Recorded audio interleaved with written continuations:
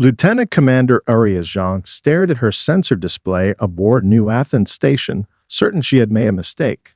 The quantum readings didn't make sense. A massive object was forming directly in the station's defensive perimeter, but the energy signature matched no known ship configuration in the Galactic database. "Station Control, this is sensor analysis," she said, keeping her voice steady despite the growing anomaly. "I'm tracking a spatial distortion at coordinates 227 Mark 044. Energy readings are off the charts." The ripple in space grew larger, spreading like rings on a pond's surface. Blue light pulsed at its center, and for a moment, the stars themselves seemed to bend around the phenomenon.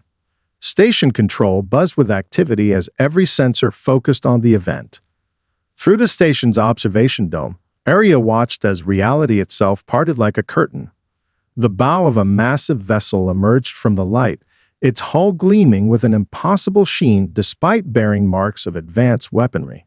Her breath caught as she recognized the distinctive profile from her military history classes. That's impossible," her supervisor whispered, leaning forward over her console. "Those markings, that's the Hyperion. The Terran Hyperion supercarrier, humanity's crowning achievement in military engineering, had vanished without a trace 50 years ago during the Outer Rim expedition. Now it hung in space before them, its kilometer-long frame dwarfing the station's defense platforms. The ship's hull bore evidence of battles fought with weapons far beyond current galactic technology. Some sections seemed to phase in and out of reality, while others reflected light in ways that defied physics. Station alarms blared as the Hyperion's systems began powering up. Energy readings spiked across all spectrums as the legendary vessel's engines hummed to life. Defense platforms automatically tracked the ship, but their targeting systems couldn't maintain a lock on its shifting surface. "All stations maintain distance but do not engage," Station Commander Chen's voice carried authority over the comm system. "Historical records confirm this is the THS Hyperion. Protocol demands we treat it as a friendly unless proven otherwise." Arya's fingers flew over her console as she recorded every detail. The Hyperion's outer hull seemed to ripple with patterns that hurt her eyes to look at directly. Sections of the massive ship bore marks of weapons that created geometric scars in space itself, yet the vessel appeared fully functional. First contact protocols activated automatically as the station's AI detected unusual quantum signatures from the carrier. The Hyperion's response came in perfect, modern format, yet the timestamp in its identification beacon read as if only 6 months had passed since its disappearance. "Signal coming through," Arya announced, routing it to main communications. "They're broadcasting on all frequencies, old and new." The message was simple, yet it sent chills through everyone who heard it. "This is Captain Sarah Chen of the THS Hyperion, requesting emergency contact with Terran High Command. Authentication code Sierra, Echo Victor 99. The barrier is breaking. We don't have much time." Arya's supervisor gripped her chair tightly. "Sarah Chen, but that's impossible. She's the commander's grandmother. She disappeared with the ship." Before anyone could respond, the Hyperion's defensive systems activated, not in aggression, but in a display of technology beyond anything currently known. A shield of pure quantum energy enveloped the massive vessel, bending light and space around it in ways that made Arya's instruments struggle to maintain focus. As Station Control scrambled to respond to this impossible situation, Arya noticed something that hadn't been mentioned in any historical record about the Hyperion. Beneath its battle scars and advanced technology, portions of the hull bore markings in a script she had never seen before, yet somehow felt she should recognize. The markings pulsed with their own inner light, as if responding to the presence of human observers. The lost supercarrier had returned, but it was clear this was only the beginning of a much larger story. Whatever had happened to the Hyperion in the past 50 years was about to change everything they thought they knew about humanity's place in the galaxy. Deep within the Hyperion's medical bay, Frost melted from the first cryogenic pod as emergency revival protocols initiated. Captain Sarah Chen's eyes opened slowly, adjusting to the soft blue lighting. Her mind felt sharp, free from the usual post-cryo confusion thanks to the ship's advanced medical technology. "Status report," she called out, her voice still strong despite months in suspension. The ship's AI responded immediately, its holographic interface materializing beside her pod. "Revival sequence proceeding as planned, Captain. However, I must inform you of a significant temporal anomaly. Ship's chronometers indicate we have been in transit for approximately 50 standard years." Chen sat up quickly, fighting a wave of dizziness. 50 years? Impossible. Our mission duration was 6 months, maximum. She pulled herself from the pod, muscles responding perfectly thanks to the medical-based tissue preservation systems. The AI's hologram flickered slightly.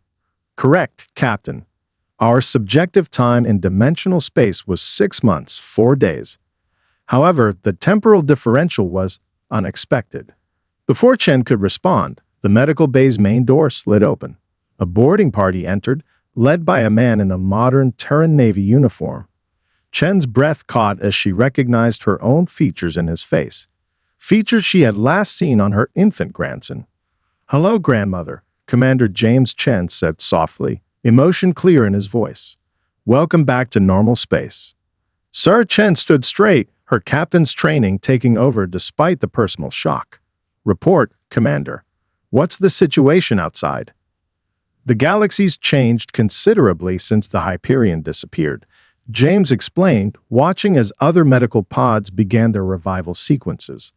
"Humanity's position isn't what it was. After losing the Hyperion and its breakthrough technology, we were restricted, limited by treaties we had no choice but to accept." Around them, other crew members were emerging from cryosleep. Dr. Emily Santos, the ship's chief scientist, immediately moved to her research console, fingers flying over the quantum interface. "Captain, the dimensional data we collected, it's still intact. The patterns we discovered, the warnings we tried to send, might have prevented 50 years of technological regression," Chen finished, understanding dawning in her eyes. "The Hyperion didn't just disappear. We were removed from the equation." James watched in fascination as the legendary crew of the Hyperion, people he'd grown up hearing stories about, efficiently returned to their posts. Each of them looked exactly as they did in historical records, not a day older than when they vanished. "What about the barrier?" Chen asked urgently. "The dimensional breach we were tracking?" "No one knows what you're talking about," James admitted. "Whatever you discovered out there, whatever you were fighting, those records were lost with the Hyperion. Until today." Dr. Santos called out from her station, "Captain, the quantum sensors are active. The patterns are still there, but they've evolved. What we saw as cracks 50 years ago are now full ruptures." The ship's AI interrupted, its hologram pulsing with urgency. "Captain, the ship's defensive systems are detecting multiple dimensional anomalies throughout the sector. The barrier's degradation has accelerated precisely as our models predicted." Chen moved to the command interface, her movements decisive. "How many of the original crew are combat ready?" "Medical scans show 98% of awakened personnel are at full capacity," the AI reported. "The quantum enhancement procedures we underwent before the mission appear to have preserved neural patterns perfectly." James watched his grandmother transform from a historical figure into a living legend before his eyes. "The modern fleet won't know how to handle dimensional incursions," he warned. "We lost most of that technology when we lost the Hyperion." "Then we'll have to teach them," Chen replied, bringing up a holographic display of the changed galaxy. "The Hyperion didn't return by accident. Something pulled us back at exactly this moment, and I intend to find out what."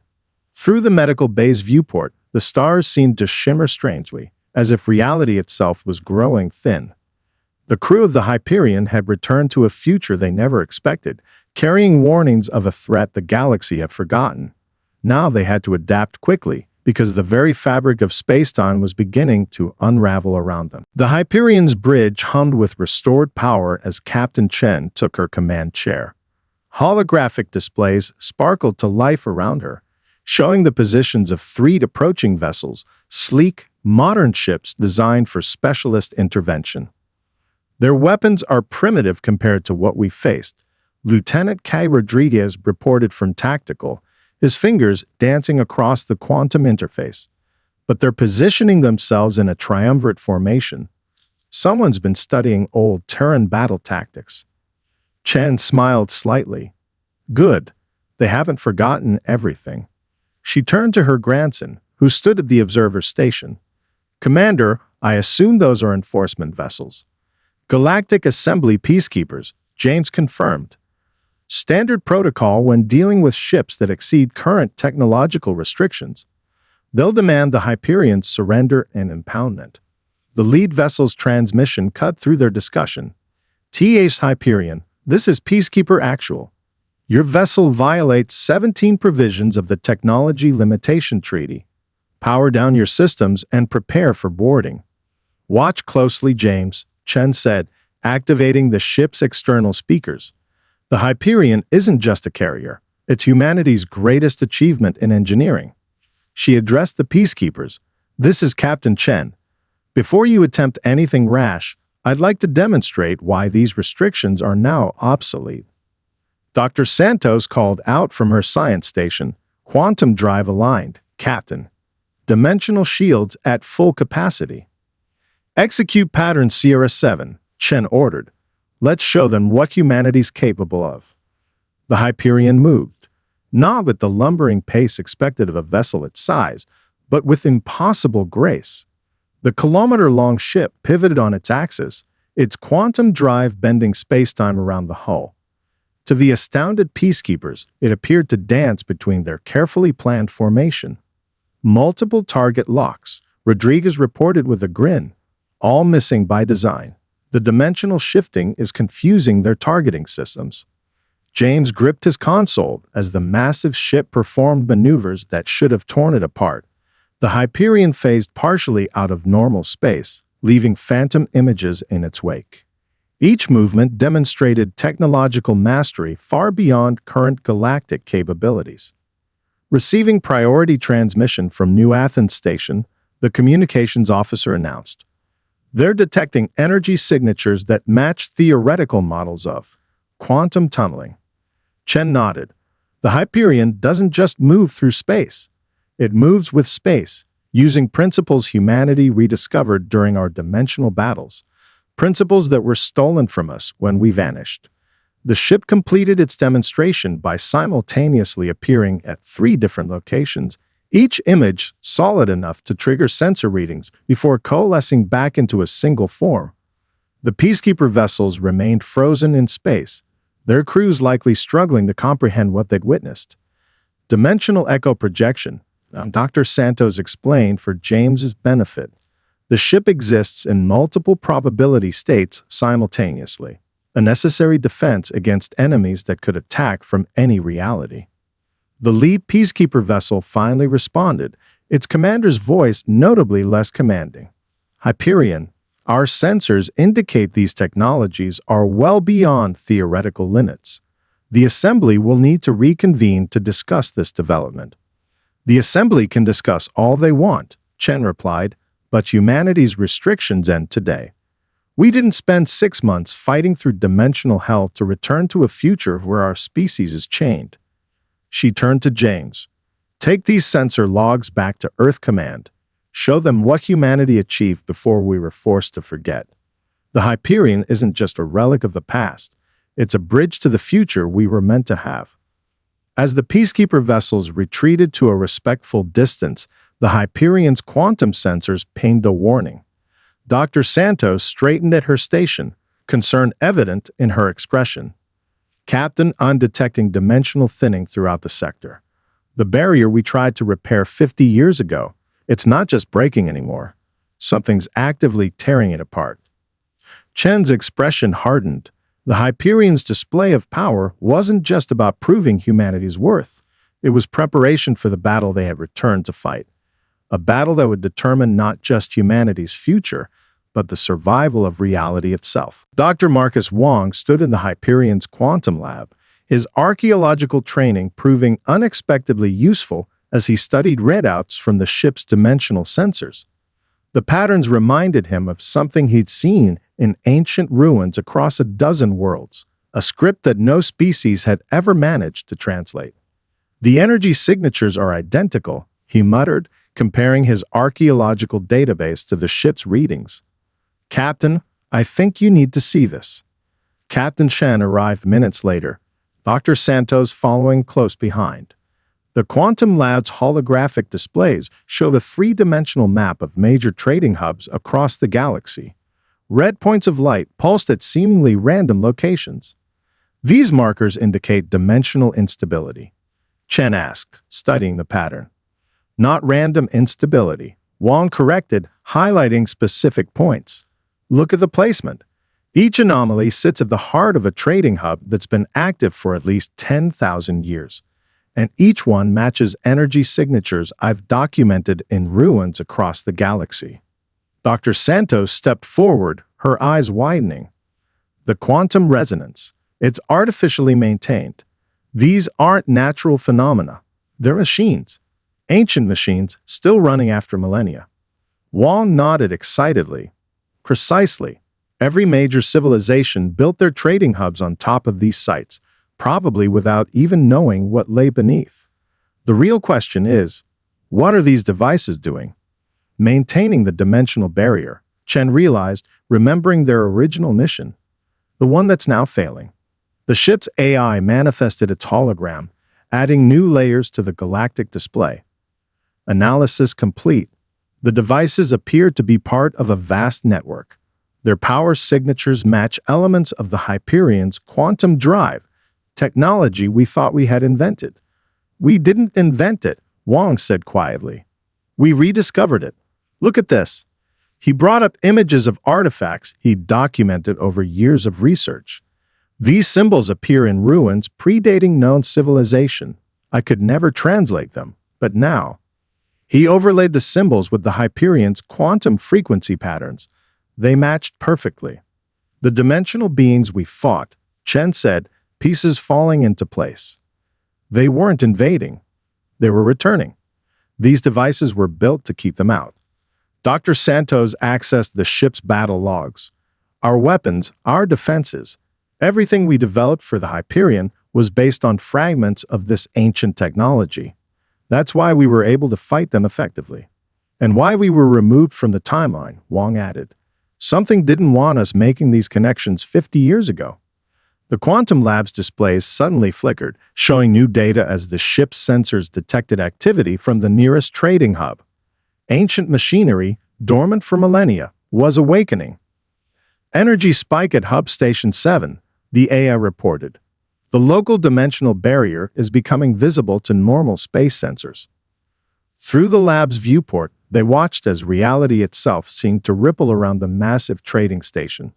Patterns of light danced across space, forming symbols identical to those in Wong's archaeological database. The network is failing, Dr. Santos said, reading the sensor data. These devices, they're like batteries. After thousands of years, they're running out of power. No, Wong corrected, his voice filled with wonder. They're not failing. They're preparing. Look at the activation sequence. It's responding to the Hyperion's presence. As if it was waiting for us, Chen finished. The quantum enhancements our crew received before the mission, the technologies we developed, none of it was random. Humanity didn't just stumble upon this knowledge. We inherited it. The trading hub's ancient machinery continued its awakening, sending pulses of energy through subspace that the Hyperion sensors could now track. Each pulse revealed more dormant devices across the galaxy, creating a map of humanity's true heritage and the monumental task that lay before them. The barrier between dimensions isn't just breaking, Wong said, watching as more ancient systems activated. It's being deliberately dismantled. And I don't think we were brought back just to watch it happen. The Arxer delegation arrived aboard the Hyperion in a shimmer of advanced teleportation technology. Their tall, elegant forms moved with characteristic grace as they followed James Chen to the ship's conference room. Captain Chen noticed how their crystalline eyes kept darting to the quantum patterns flowing across the ship's interior walls. "You recognize these markings," she said. It wasn't a question. The lead Arxer, Protocol Master Selith, inclined her head. "They appear in our oldest star maps, Captain. Maps we had long dismissed as legendary rather than navigational." Her translucent fingers traced the patterns in the air. "We called their makers the Lightbringers." Dr. Wong activated the conference room's holographic display, showing his archaeological findings. "Your people weren't the only ones who preserved records of them. Every major civilization has myths about beings who walked between stars without ships, who shaped reality itself." "Not myths," Selith corrected, producing a crystal memory core. "History." She placed it on the conference table, and the core projected ancient star charts that perfectly overlaid the Hyperion's sensor data. "Our ancestors watched the Lightbringers seal the dimensional rifts using devices they left in our care. Devices we failed to maintain as their memory faded into legend." Dr. Santos studied the overlapping maps with growing excitement. "The quantum frequency patterns in your charts, they're an exact match for human neural patterns when interfacing with the Hyperion systems." The revelation hung in the air as Selith turned her crystalline gaze to Captain Chen. "We believed the Lightbringers had vanished forever. Now we understand. They didn't leave. They became you." "That's why the dimensional beings targeted humanity first," James said, understanding dawning. "Why they influenced the galaxy to restrict our technology after the Hyperion disappeared. We're not just random inheritors of ancient knowledge." The ship's AI manifested, adding new data to the display. Medical analysis of the crew's quantum enhancements complete. The procedures didn't alter human neural patterns. They activated structures that were already present in human DNA. Structures that exactly match the control interfaces for the ancient barrier network. Dr. Santos added, "We didn't adapt to the technology. It was designed for us, waiting to be rediscovered." A subtle vibration ran through the ship as another ancient device activated in nearby space. The conference room's viewport showed reality rippling as the machinery beneath a nearby mining outpost awoke from millennia of dormancy. "The awakening spreads," Selith observed. "The network's response to human presence grows stronger. Our scientists estimate that within days, every Lightbringer device in the galaxy will be active." "Active but not fully functional," Wong cautioned. "These systems are ancient. They need more than just activation. They need restoration, maintenance, understanding." Captain Chen stood, facing the Arxer delegation. "Then we'll need to work together. Your people preserved the knowledge of these devices. Mine are apparently destined to operate them. Neither of us can handle this alone." "The assembly will resist," James warned. "The power balance of the galaxy is already shifting. Once they realize humanity's true heritage, they can either assist or step aside," Selith interrupted, her tone carrying the weight of Arxer authority. "The dimensional barrier weakens with each passing moment. The Arxer remember our oath to the Lightbringers, even after 50,000 years. We will honor it." The ship's quantum sensors pinged an alert as 3 more ancient installations activated simultaneously. Through the viewport, they could see the fabric of space itself beginning to shimmer with visible quantum patterns like sunlight breaking through clouds. "We're running out of time," Dr. Santos reported, checking the sensor data. "The barrier's degradation is accelerating. Whatever is on the other side, it knows we're here." Captain Chen looked at the assembled humans and Arxer, seeing the weight of history and destiny settling on both species. "Then we'd better get to work. Humanity forgot its heritage once. We won't make that mistake again." As if in response to her words, the quantum patterns along the Hyperion's walls pulsed brighter, ancient machinery singing in harmony with its long-lost children who had finally returned home. The Hyperion's engine core pulsed with brilliant light as it synchronized with the first dormant research station. Captain Chen watched from the bridge as long-dead systems sparked to life, responding to signals that had waited 50,000 years to be sent. Station 1 active, Dr. Santos reported, monitoring the quantum harmonics. Its systems are recognizing the Hyperion's transmission patterns. Just like starting up an old computer, it remembers what to do. Lieutenant Rodriguez maintained a tactical display of the surrounding space. 3 assembly patrol ships holding position at maximum sensor range. They're watching, but not interfering. They're learning, James commented from his station. After our last demonstration, they're being more cautious, more diplomatic. The station's ancient machinery hummed to full power, its quantum core resonating with the Hyperion systems. Patterns of light danced across its surface, forming the same symbols that decorated the carrier's hull. Neural interface stable, Dr. Wong reported from the science station. The station's knowledge base is intact. Downloading now. He paused, eyes widening. Captain, these aren't just research stations. They're nodes in a vast communication network. The ship's AI manifested its hologram. Correct. The stations were designed to share data across dimensional boundaries.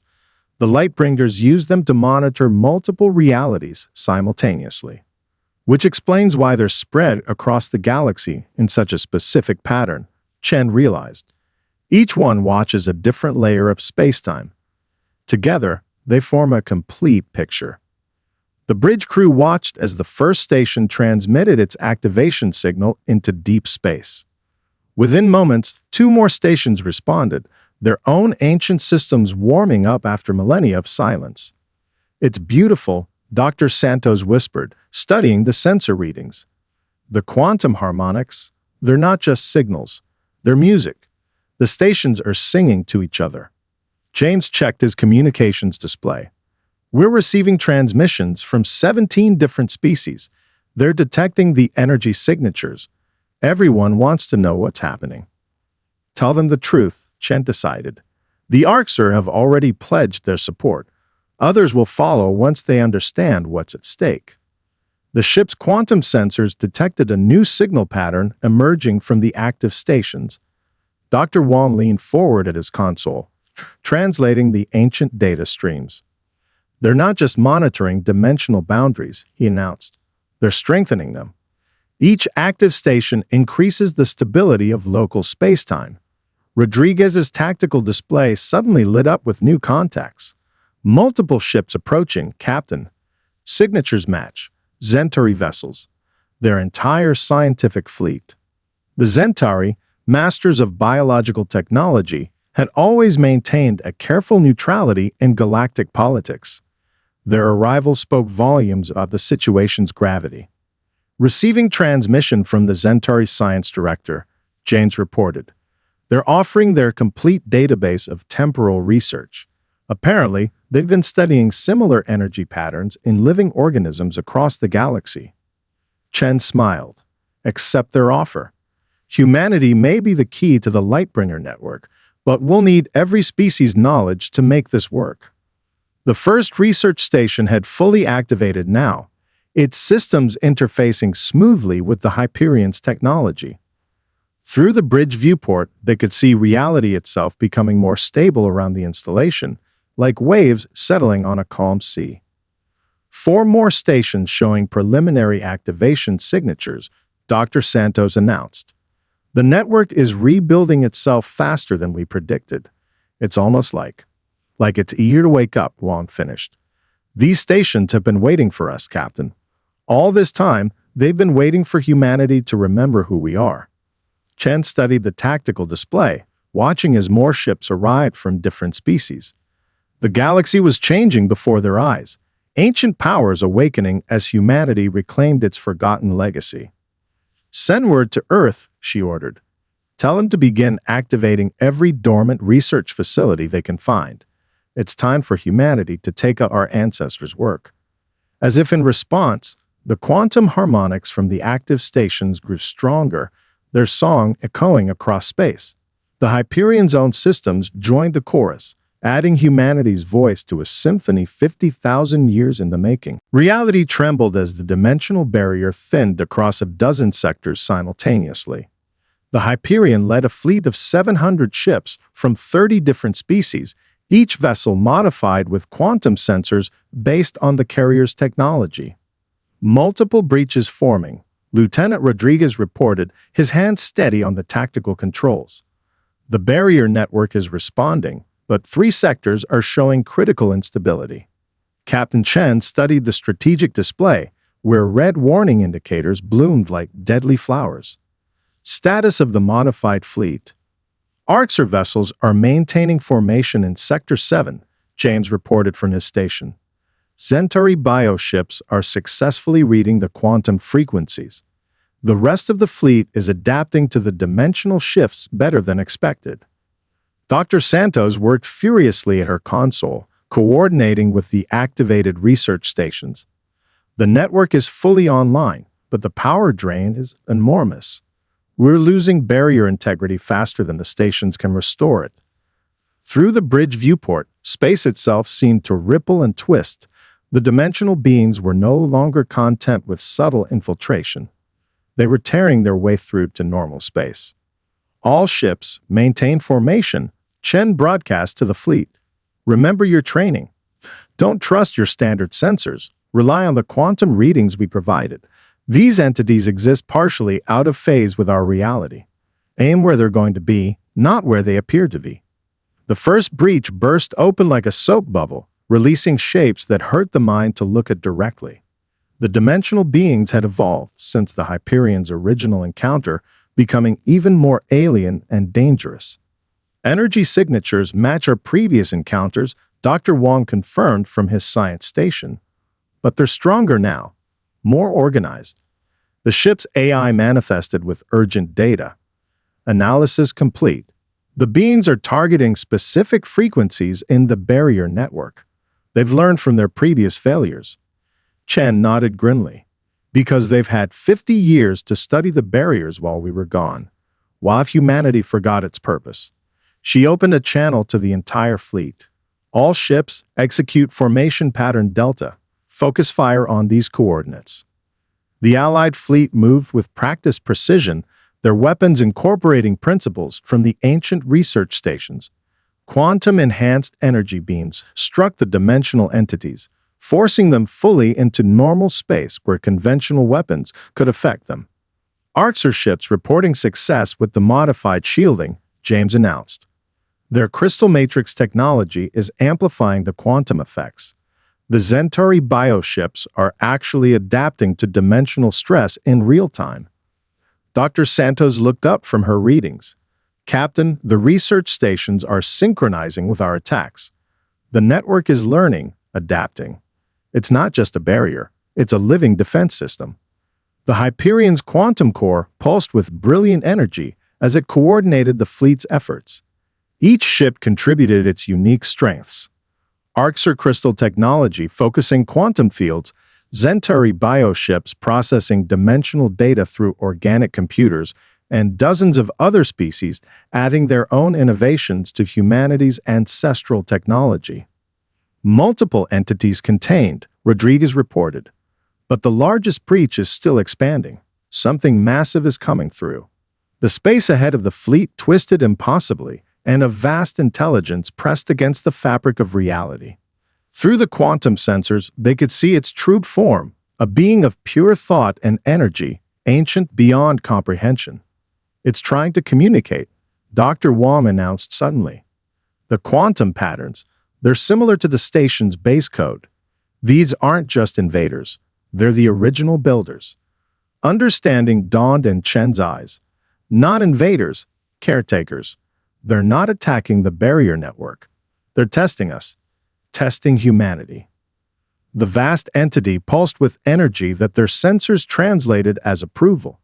The attacks ceased as quickly as they had begun, replaced by complex quantum signals that matched the research station's harmonics perfectly. All this time, Chen said softly, we thought we were defending against an invasion, but we were really proving ourselves worthy of our inheritance. proving that humanity remembered how to unite others against impossible odds. The dimensional being's response echoed through the quantum network, a key to knowledge hidden between realities, waiting for humanity to mature enough to reclaim it. The Hyperion hadn't just returned through time. It had brought humanity full circle, back to its true place among the stars. 1 month after the dimensional convergence, the Hyperion floated serenely in high orbit above Earth. Its hull gleamed in the sunlight, the quantum patterns now flowing smoothly across its surface in perfect harmony with the ancient network. Captain Chen stood in the newly established Academy wing, watching as students from 30 different species studied the principles of dimensional science. The Arxer delegation has finished installing their crystal matrices, James reported, approaching with a data tablet. They're saying the quantum resonance is stronger than anything in their historical records.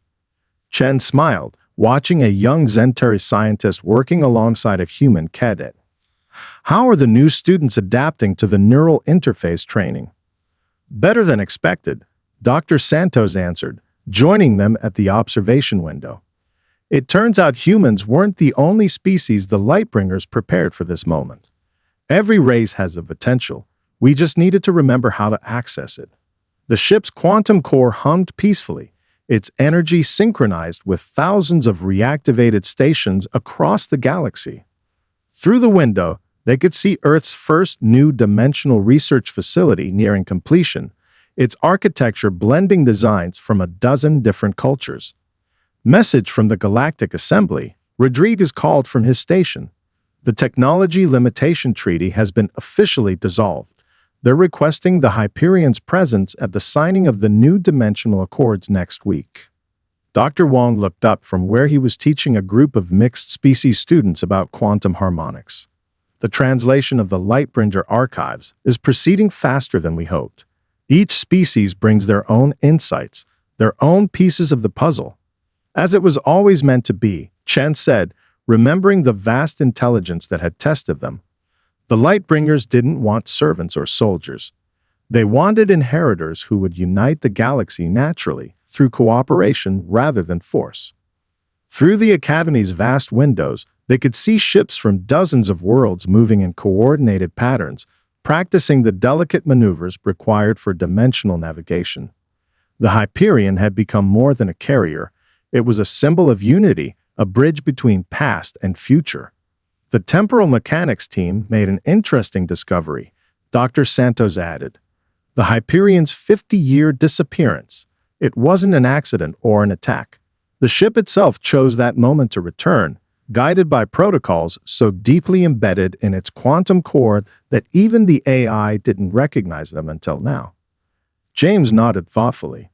It waited until humanity had experienced enough hardship to appreciate cooperation, but not so much that we lost hope. The perfect moment for a reminder of what we could achieve together. The ship's AI manifested, its hologram showing new data. The dimensional barrier network is now operating at 100% efficiency. All sectors report unprecedented stability in local spacetime. The Lightbringer's legacy is fully restored. Chen touched the window gently, watching as a group of cadets practiced interfacing with a training simulator. Not restored, she corrected. Enhanced. Every species brings something new to the network. The Arxer's crystal technology, the Zentari's bioengineering, humanity's adaptability. We're building something greater than what came before. The Hyperion's quantum sensors detected a subtle ripple in spacetime, not a breach or attack, but a gentle acknowledgement from the dimensional beings who now served as advisors rather than adversaries. Their vast intelligence reached out through the network, touching minds across the galaxy, sharing knowledge that had waited eons to be rediscovered. Hard to believe it all started with a lost carrier reappearing, James mused. Now look at us. Dimensional engineers, quantum theorists, bridge builders between realities. Chen watched as the Earth facility activated its first quantum core, its energy singing in perfect harmony with the Hyperion's systems. Humanity had found its place among the stars, not as conquerors or subjects, but as teachers and students, leaders and partners. We didn't just find our way back, she said softly. We found our way forward. The Hyperion wasn't meant to be a weapon or a warning. It was a key, waiting for the right moment to unlock humanity's true potential. As if in response, the quantum patterns along the ship's hull pulsed with warm light, ancient technology and modern innovation working in perfect synchronization. The lost carrier had completed its final mission, transforming from a relic of war into a beacon of unity, lighting the way toward humanity's destiny among the stars.